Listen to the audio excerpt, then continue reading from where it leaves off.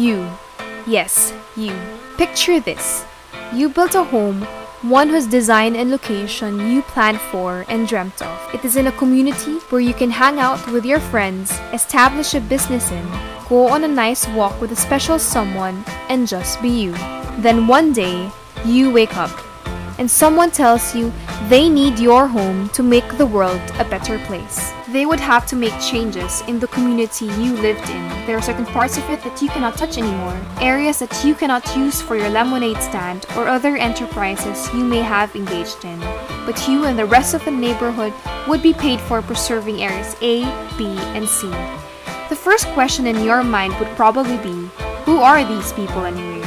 To be followed by, why should I listen to them? What do they know about my home? And this one's not the question, but the statement. A very important one. It's my home, not theirs. The people behind the Save the World project then go to you and say, come, let's talk. And so are the officials in your community, and even the mayor you voted in the last elections. You raise your questions to them, your apprehensions, but then you are not alone. Your friends, neighbors, family also talk to them.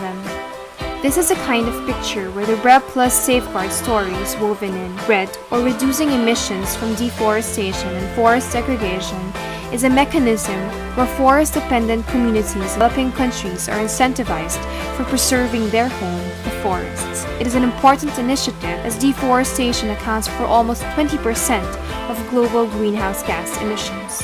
This is how it works. Developed countries who provide technical and financial assistance to developing countries in decreasing their carbon emissions by conserving their forests. Norway, Australia, and Finland have entered into REDD+ agreements with forest-rich countries like Brazil and Indonesia. World Bank has established 300 million forest carbon partnership facilities for REDD+ projects. UN REDD was also set up in 2008 to help developing countries develop their legal and policy frameworks and build their capacity for REDD+. Implementing REDD+ projects have possible effects on the livelihood of the said communities. However, on the protection of biodiversity and customary practices and traditions of indigenous peoples, there are concerns that it may lead to displacement and to a lopsided system of benefit sharing where communities could only get a small slice of the pie of the REDD+ rewards. There are fears that indigenous peoples may be shut out of the process and that REDD+ could lead to carbon cowboys where treacherous businessmen dupe indigenous peoples in selling their carbon resources at terms disadvantageous to them.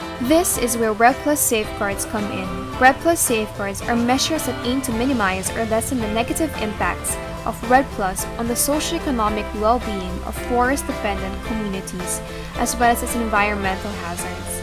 REDD+ safeguards emphasize the indispensability of consultation and stakeholder participation in implementing REDD+ projects. It highlights the necessity of free, prior, and informed consent, and mandates actors to uphold the human rights of indigenous peoples. It is like having authorities include you in their decision-making process before they use your home for their Save the World project. They should be transparent on what they would do with your home, how much should you be paid for it, and in what role would you play in this whole scheme. There should be a clear set of expectations and guidelines, however. In REDD+ safeguards, standards have been developed such as the UN REDD program's social and environmental principles and criteria, and the REDD+ Social and Environmental Standards, or SES. But even as they provide standards, no external institution or donor country could dictate the pace of the developing countries in implementing their REDD+ projects in respect to their sovereignty, but audits would have to be conducted. In order to track and monitor the implementation of REDD+ safeguards, Safeguards Information System should be established and linked with Measurement, Reporting, and Verification System, or MRV, which monitor carbon dioxide emissions. REDD+ safeguards are still a work in progress, but if there's one thing it has added to the debate, it is the value of putting premium on human rights and inclusivity in pursuing development. REDD+ safeguards, if implemented responsibly, would help ensure that at the end of the day, forests would remain the homes of those who conserve their beauty and spend their whole lives protecting them, no matter what.